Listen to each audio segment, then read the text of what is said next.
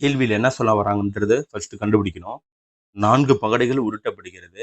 அவற்றில் குறைந்தது 1 பகடையாவது 4 காட்டுறதுக்கான சாத்தியமான விளைவுகள் எத்தனைன்னு கேட்டிருக்காங்க. இப்ப 4 பகடைகள் இருக்குதுன்னா, கண்டிப்பா ஒரு பகடையிலாவது 4 இருக்கணும்.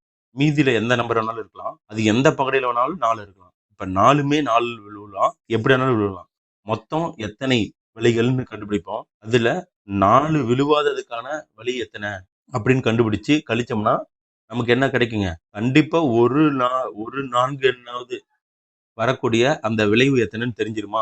மொத்தம் எத்தனை வழிகள் இருக்குன்னு கண்டுபிடிப்போம். இப்போ ஒரு பகடையில நமக்கு எத்தனை முகங்கள் இருக்கும்? ஒரு பகடையில 6 முகங்கள் இருக்கும். இப்ப 4 பகடை உருட்டுறதுனால மொத்தம் எத்தனை சான்ஸுங்க கிடைக்கும்? ஒரு பகடைக்கு 6 வழிகள் இருக்குன்னா, 4 பகடைக்கு எத்தனை வழிகள் கிடைக்கும்? 6 பவர் 4ஆ?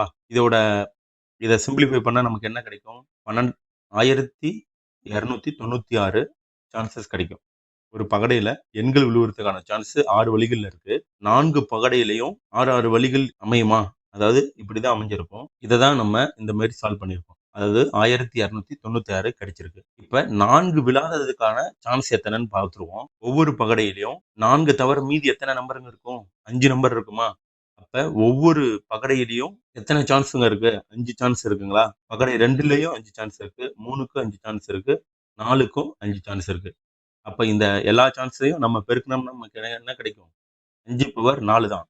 இப்ப இதோட மதிப்பு 25 × 25 625ங்களா? அப்போ மொத்த வழிகள்ல இருந்து ஐ 4 விழுவாததுக்கான அந்த வாய்ப்ப நம்ம கழிச்சிட்டோம்னா, நமக்கு கிடைக்கக்கூடிய ஆன்சர் என்னவா இருக்கும்? அட்லீஸ்ட் ஒரு நாளாவது கிடைக்கக்கூடிய அந்த வாய்ப்பு என்னன்னு தெரிஞ்சிருமா?